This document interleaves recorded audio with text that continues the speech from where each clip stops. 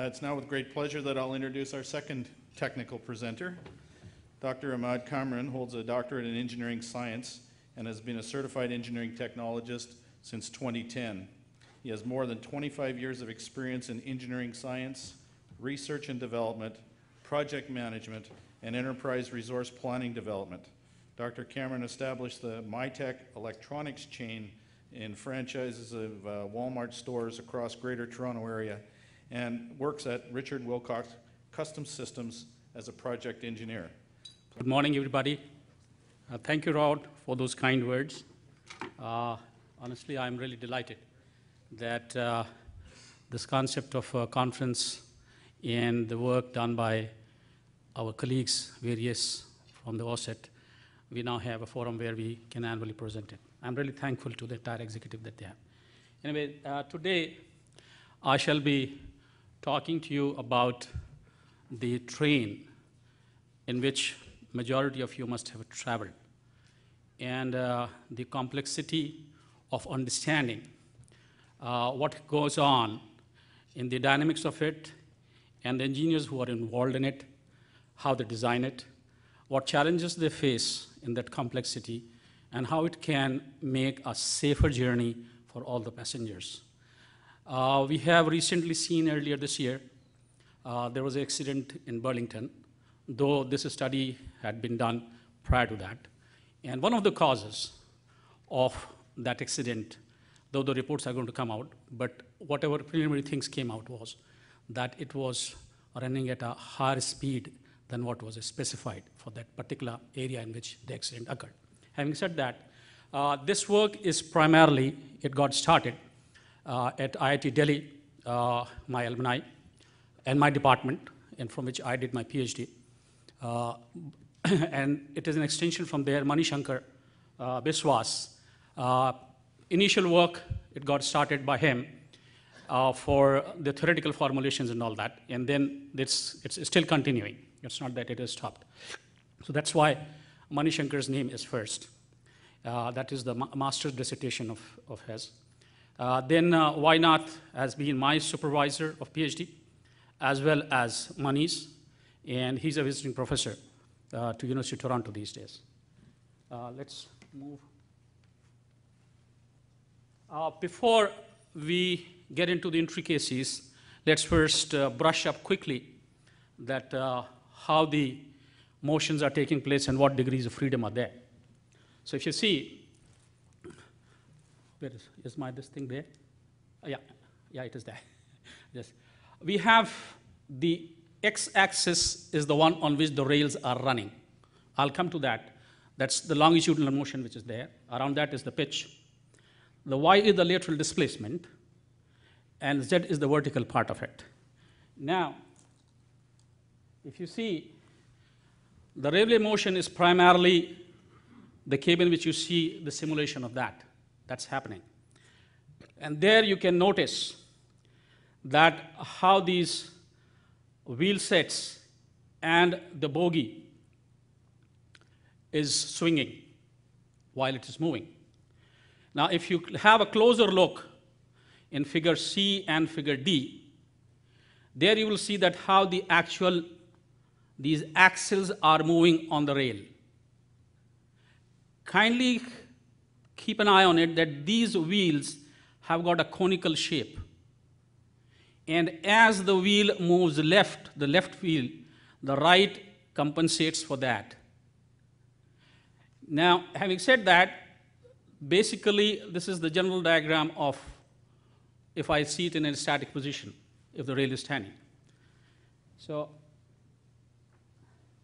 why it's so complex, this whole motion? First, you see that there are structural vibrations due to the roughness of the wheel and rail contact surfaces. Then, there are multiple wheels on the rails. As a result, there's a reflection of vibrations all across the train, and they multiply. Then, beneath the rails, the gravel and the pads and the ballast which is there, that's not solid. Its strength or stiffness will depend upon what is the weight of the truck which is there on the top. So that's a nonlinear aspect. Then the track vibrations are affected by the wheel loads, which I pointed out up. Then the coning, which I indicated in the previous slide, coning of the wheels causes swaying motion of the train.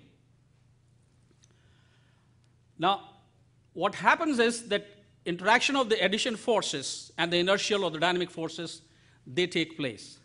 Initially, when the train is at the low speed, the forces which are dominating are of addition forces. As the train picks up the speed, the inertial forces start coming to the level that they are almost becoming equal or at times exceed the addition forces. Once they exceed, the motion starts becoming violent, and that's what we call the hunting speed. That is the critical speed at which it happens. Hunting is basically a concept which has come that the system tries to retain its equilibrium position. And that we'll see when we see the results, that's what I mean by that.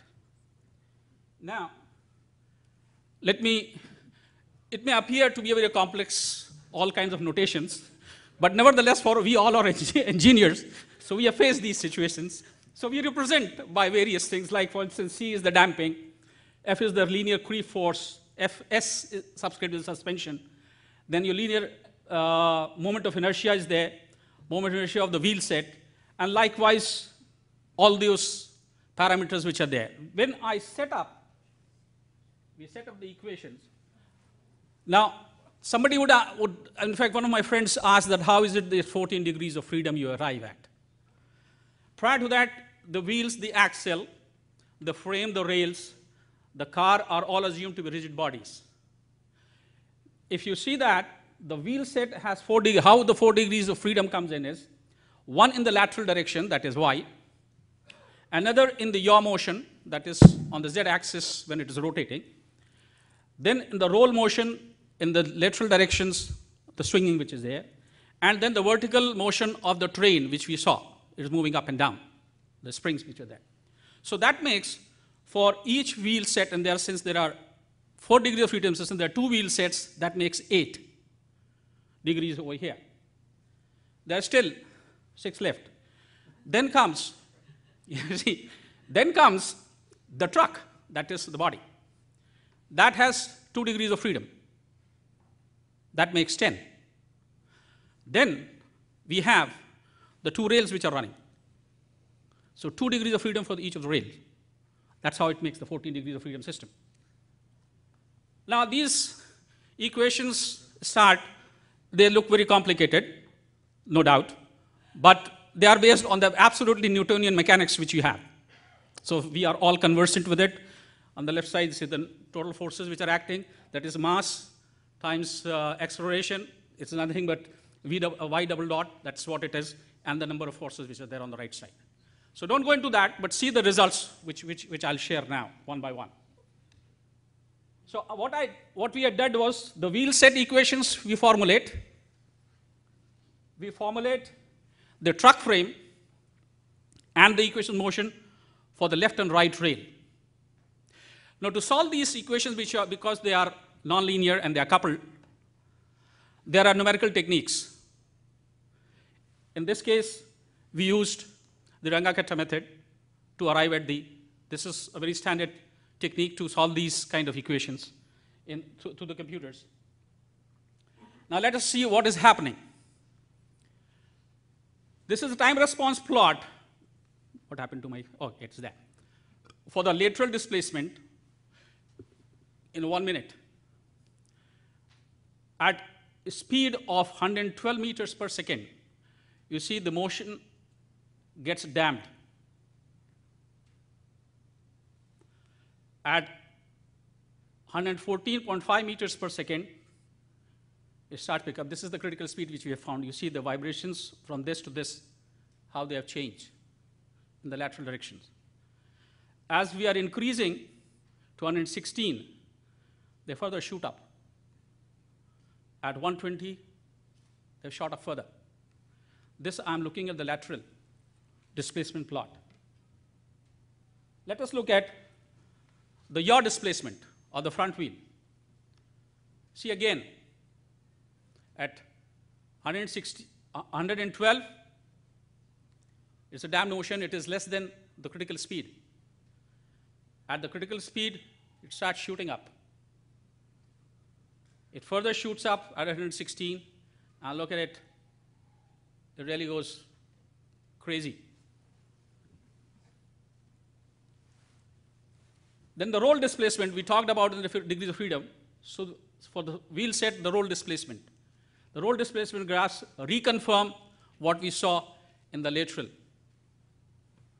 Again, on those 4 speeds for 1 minute, this is the way we find things are happening.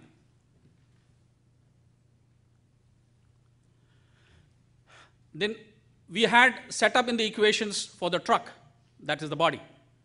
Does that also reinforce the findings which we did for the other part of it, for the wheels? Yes, it does. We see that at velocity being 112, it is damned, it is less than critical. And as we are moving higher than that, that critical speed comes out to 114.5.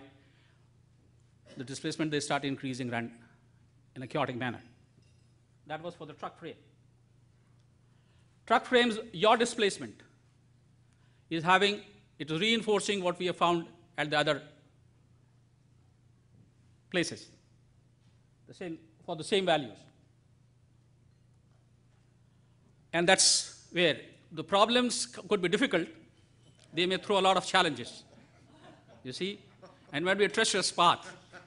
But there is always light at the end of the tunnel. And I must... I'm just curious, the results of the equation, does the conditions of the wheels play a part, or is there a big variance because of the conditions of the wheels? Condition of the wheel does play a part, because if you see, we have, I'll bring you back to that, sorry, what happened? What I goofed up? No, I did not. I did not goof up. Hang on.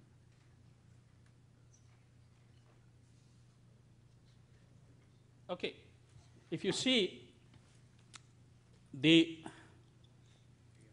where is the conicity which I have taken? There is a conicity factor which we have taken. Yeah, this you see the lambda value gives the effect of the wheel shape. How much is you see the conicity, if the conicity is changing, if the conicity is changing, that is because of the roughness, that factor will start having an effect. So yes, what you said is absolutely right. It does have an effect. And if you see, my very first point was that the structural vibration due to the roughness of the wheel and rail contacts, that changes the contacts between the wheel and the rail. Because it does not, when it comes out after fabrication, the brand new wheel, it has got a very regular surface as a cone, whatever is the design features for that. But as it is running, and because of the gravel and the dust which comes in, and it makes kind of a, what we call, you see, it grinds that thing. As a result, the wheels, that conic shape which was initially designed and fabricated, it doesn't remain the same. And that is giving right to... From where I belong to. My name is Satish Sharma, ladies and gentlemen. I just wanted to ask you one question. On the same tracks, there is a bullet train, there is a goods train, and there is also a passenger train. Okay. So, in the terms of preventive maintenance, what are the effectiveness you think should be taken care of when you are using the same rail tracks? You see, first and the foremost is obviously the speed determination which this study is pointing out. You see, and one of the members with whom I was talking during the poster presentation, I was pointing out the fact that the demand from the users of train journey has increased phenomenally. As a result, you find that the current designs or the age-old designs of the rails and the railway system, where the one which I showed, it is no more there. You find those high-speed trains are running on magnetic tracks. They are no more running on these kind of things because they have a very inherent limitation, these trains. You cannot, though these trains have a phenomenal advantage because they can freight a lot of not only people, but material and goods. So that is one part of it. As far as the maintenance is concerned, the maintenance, if you recall, because you come from India and so do I, if you remember, whenever the train would stop on a platform or a station, there used to be a person just who was carrying a hammer. And he would go on literally from each wheel set from front till the end, or from end till the front, tapping it. And they were so, over a period of time, these people were so trained from the sound, they could make out which of the wheels or which of the bogie is going to create a problem. And then they would file a report. And believe me, it is happening even now. They're in India. It happens even now. Because unless you check practically at every station and every day, the losses can be really, really, really great. So it is my advice that we should never be lax as far as the maintenance and servicing of the railway tracks.